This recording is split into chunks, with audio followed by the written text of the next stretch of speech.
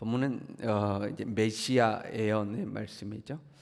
사실 이런 본문의 말씀을 만나면 좀 예언서가 어렵구나 이런 느낌을 갖게 됩니다.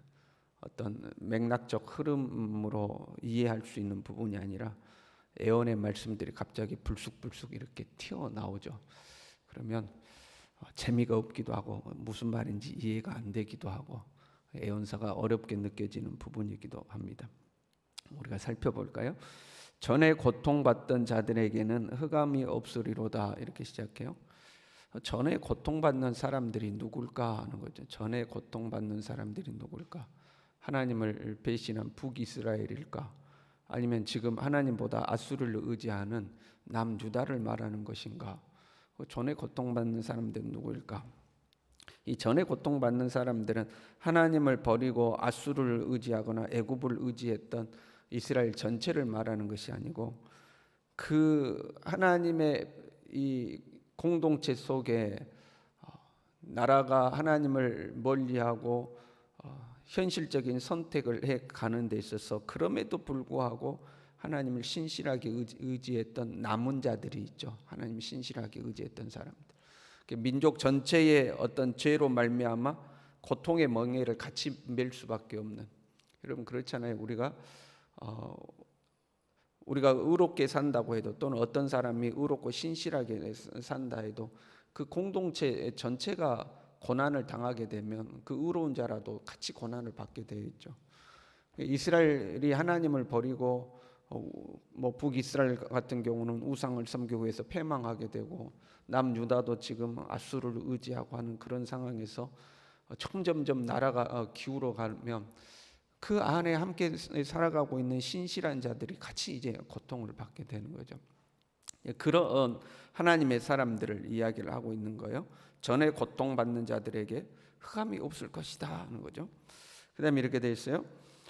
여호와께서 스불론 땅과 납달리 땅이 멸시를 당하게 하셨더니 이 스불론 땅은 사사시대 이후로 정치적으로 굉장히 이제 소외된 땅입니다. 그렇게 중요하게 여겨지지 않고 이 땅의 영역도 크지 않고 이제 소외됐던 지역을 말하는 거고 납달리는 북이스라엘의 최북단에 있는 땅입니다. 그래서 이 중앙에서부터 멀리 떨어져서 혜택도 많이 받지 못하고 그 이제 국경 지역이기 때문에 외침이 잦았습니다. 가장 이제 북단에 있었기 때문에 자꾸 이렇게 침략을 당했던 지역이죠. 이후에 이제 스불론과 납달리 땅은 갈릴리 지방 주변 땅이거든요.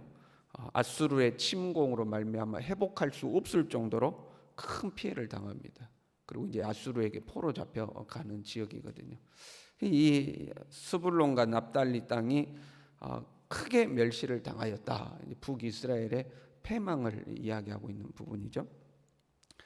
그 다음에 해변길과 요단 저쪽 이방의 갈릴리를 영화롭게 하셨느니라. 사실 이 부분이 더 어려운 부분입니다. 스불론 땅과 납달리 땅이 멸시를 당했다 하는 것은 이제 북이스라엘이 패망하게 되고 아수르에 의해서 멸망하게 하고 멸망당하는 과정에서 그 지역이 처참하게 짓밟히기 때문에 그 북이스라엘의 멸망을 예언한 말씀으로 이해할 수 있습니다. 그런데 해변길은 이 팔레스틴의 서쪽 땅을 말하는 거거든요. 바닷가에 인접해 있는 그게 이제 왕의 대로라고 그래서 왕국들이 이제 무용로로 사용하든지 아니면 전쟁이 일어나면 주 부대가 이동하던 이동 통로가 있죠. 그 큰 이제 길을 말하는 건데 그 길과 이방의 갈릴리를 영화롭게 하셨다 이렇게 되어 있습니다. 우리가 갈릴리 지역은 우리가 알잖아요. 근데 이방의 갈릴리 이렇게 표현했습니다. 풀어 설명하면 그 여러 민족들의 갈릴리 이런 말씀입니다. 여러 민족들의 갈릴리. 나중에 북이스라엘이 아수르 침공 이후에 아수르가 그 북이스라엘을 점령하고 나서 혼혈 정책을 씁니다. 그러니까 여러 민족을 그냥 섞어버려요. 그게 이제 아수르의 정책이거든요. 단일 민족으로 되어 있으면 이들이 다시 힘을 합해서 반역을 일으키니까 여러 민족을 섞어버리면 하나가 안 될 거 아니에요.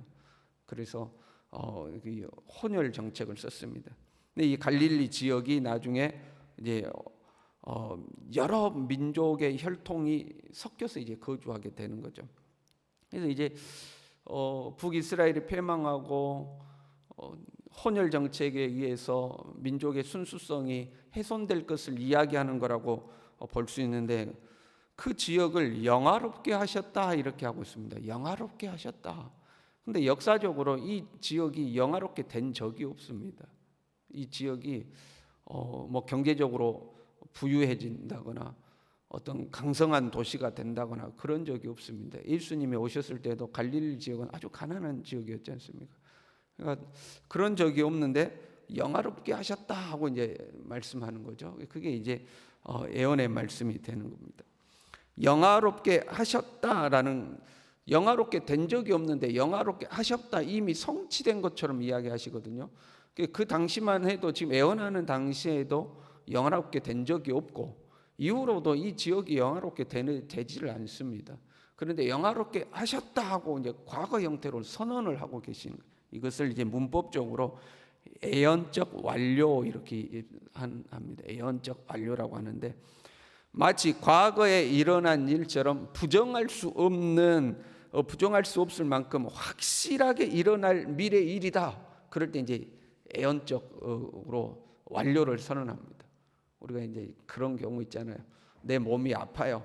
그런데 하나님이 치유해 주실 것을 믿어. 믿음으로 선언한다고 하면서 주님이 나를 고쳐 주셨습니다 하고 이제 선언하는 경우가 있죠. 아직 내 몸이 안 나았는데 믿음으로 선언하는 거죠. 주님이 나를 고쳐 주셨습니다. 주님이 나를 축복하셨습니다. 주님이 나를 인도하셨습니다 하고 아직 내 삶에 변화가 없는데 믿음으로 이제 선언하는 경우들이 있잖아요. 그거가 이제 비슷한 경우입니다. 예언적 완료라고 해서 아직 일어나진 않았지만 확실히 일어날 것이다 해가지고 이제 선언을 하는 겁니다. 이 지역을 영화롭게 하셨다 하고 선언을 하는 거죠. 사실 이 지역이 영화롭게 된 적이 없는데 이건 이제 예언적 메시지거든요. 마태복음 4장 13절에서 14절에 이 말씀을 인용하게 됩니다. 이렇게 되어 있어요. 나사렛을 떠나, 예수님이 이제 나사렛을 떠나 스불론과 납달리 지경 해변에 있는 가버나움에 가서 사시니 이는 선지자 이사야를 통하여 하신 말씀을 이루려 하심이라. 스불론과 납달리 지경 해변에 있는 가버나움에 주님께서 거하셨다 하고 이 스불론과 납달리 지역을 이야기해요. 물론 이제 예수님께서 그 지역을 다니실 때에 뭐 그 지역이 경제적으로 번성했다거나 그런 걸 이야기한 게 아니죠. 예수님이 그 지역에 있는 것 자체가 영화로운 거다 이런 의미.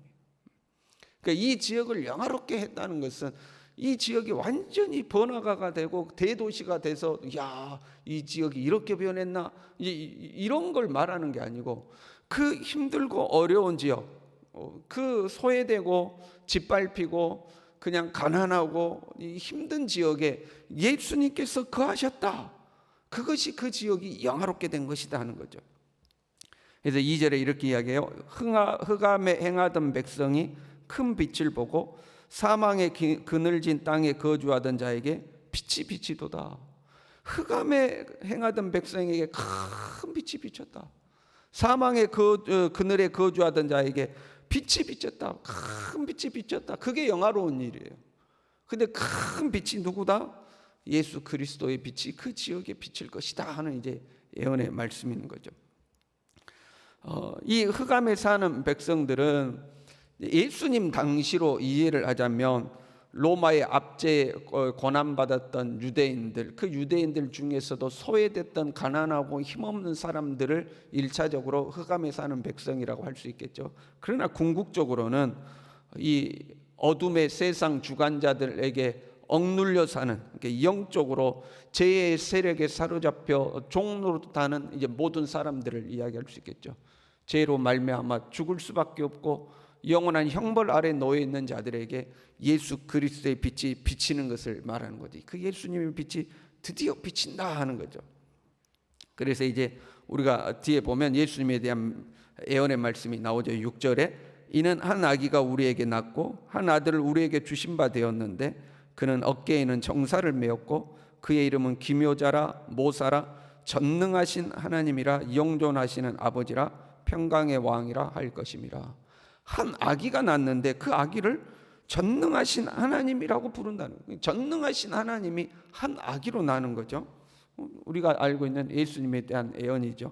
이사야 7장 14절에도 보면 처녀가 아들을 낳으리니 그 이름을 임마누엘이라 하라. 처녀가 아들을 낳았는데 그 아들이 누구다? 하나님이 우리와 함께 하십니다 하고 이제 예언이 되어 있죠. 한 아이가 낳았는데 그 이름이 전능하신 하나님이다 하는 거죠. 그 예수 그리스도가 오실 것을 예언하고 있죠. 이 예수 그리스도가 오시는 것이 영화로운 것이다 하는 겁니다. 내 삶이 정말 획기적으로 변해서 가난하던 자가 부유해지고 약하던 자가 강해지고 낮은 자리에 있던 자가 높은 자리에 올라가는 것, 그것이 그 지역을 영화롭게 하셨다, 이런 의미라기보다도 우리의 삶에 예수 그리스도의 빛이 비치는 것, 그것이 무엇보다도 영화로운 것이다 하는 거죠. 오늘날 우리는 현실적인 영화를 추구할 때가 굉장히 많죠. 그것도 우리에게 주어지면 좋겠죠. 당장에 예수님을 믿어서 우리의 이 삶이 획기적으로 변해서 우리의 삶에 부가 찾아오고 성공이 찾아오고 높은 자리에 올라가고 명예와 권세를 얻으면 그 무엇보다도 좋겠죠. 그러나 하나님께서 우리에게 주시는 영화로움은 외적으로 드러나는 그런 영화로움 이전에 우리 안에 예수 그리스도의 빛이 비치는 것, 예수 그리스도의 그 빛이 비쳐서 우리 가운데 있는 그 흑암이 물러가는 것, 이것이 더 귀중한 영화로움인 것을 우리가 기억해야 합니다. 우리의 삶에 문제가 찾아오면 우리는 문제의 답을 찾아가는 거죠.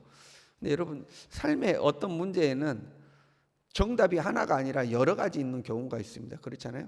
그래, 네 말도 맞고 네 말도 맞다, 그럴 때가 있어요. 그런데 정답이 딱 유일하게 하나 있을 때가 있습니다. 여러분, 배가 고파요. 그럼 어떻게 해야 돼요? 배가 고프면 먹는 것 말고는 없습니다. 배가 고프면 먹어야 돼요. 그게 정답입니다. 잠이 오면 잠을 자는 것 말고는 정답이 없습니다. 그렇죠? 갈증이 생겼다 그러면 물을 먹는 것 말고는 정답이 없는 거예요. 수분을 공급하는 것. 여러 가지 답이 있지만 유일한 답이 있는 경우가 있어요. 그러면 어둠이 찾아왔다 그러면 어떻게 돼야 돼요? 빛이 비치는 수밖에 없습니다. 그 유일한 정답. 우리의 삶 가운데 어둠이 찾아오는 경우가 있어요. 경제적 어둠이 찾아와요. 그럼 경제적 어둠이라는 것은, 보세요, 나한테 경제적 문제가 생겼어요. 그러면 경제적인 문제는 외적인 거죠. 경제적 문제가 생겼음에도 불구하고 그 마음에 평안이 있고요, 그 마음에 하나님의 은혜가 있고요, 하나님을 향한 소망이 있고요, 하나님을 향한 기대가 있는 사람은 어두워지지는 않았습니다. 문제가 있지만 어두워진 건 아닙니다. 그런데 경제적 문제가 찾아와서 마음이 우울해집니다. 마음이 서글퍼집니다. 근심 걱정이 가득 찹니다. 미래에 대해서 암울한 생각, 부정적인 생각만 가득 찹니다. 그럼 그 사람에게는 어둠이 찾아온 거죠. 그렇죠? 건강의 문제도 마찬가지, 자녀의 문제도 마찬가지, 우리의 인생의 미래에 대한 문제도 다, 어떤 문제도 마찬가지예요. 우리의 삶에는 문제의 파도가 밀려오는데 그 문제가 왔음에도 불구하고 가나안 수불론 지역, 납달리 지역, 갈릴리 지역임에도 불구하고 그래도 마음에 평강이 있고 기쁨이 있고 감사가 있는 사람, 이 사람은 아직 어둠에 정복당하지 않는 사람이에요. 그러나 그러한 외적인 문제로 말미암아 근심과 걱정과 염려와 불안과 두려움에 휩싸이는 사람은 이제 어둠에 쌓이는 사람이죠. 그 어둠이 왔을 때에 많은 사람들이 지금 현재의 이스라엘처럼 힘 있는 아수르를 의지하려고 그럽니다. 애굽을 의지하려고 그럽니다. 뭔가 능력 있는 사람들, 능력 있는 무언가를 붙들려고 합니다. 야, 신앙이 다 무슨 소용이냐, 지금 아수르를 붙잡아야 된다, 애굽을 붙잡아야 된다, 이제 현실적인 이야기를 하는 거죠. 그러나 어둠에는 오직 빛이 비쳐야 하는 겁니다. 오직 빛이 비쳐야 되는 거죠. 그 빛은 임마누엘 되시는 예수 그리스도이신 줄로 믿습니다.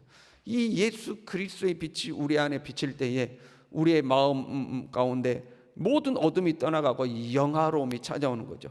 그 다음에 그 빛이 비치면요, 무거운 멍에와 어깨의 채찍과 막대기를 꺾으시되 미디안의 날과 같이 하신다, 이렇게 되어 있어요. 이 미디안의 날이라는 것은요, 기드온이 300명의 용사를 가지고 13만 5천 명의 미디안 군대를 물리쳤던 그 사건을 이야기하는 거예요. 도저히 극복할 수 없는 것들을 결국에 극복하게 하시는 하나님의 은혜를 말하는 거죠. 우리가 어떤 일을 만나든지 간에 빛 대신 예수 그리스도를 부여잡고 예수님의 그 빛의 인도 속에 살아가는 우리 모두 될 수 있기를 바랍니다. 기도하겠습니다.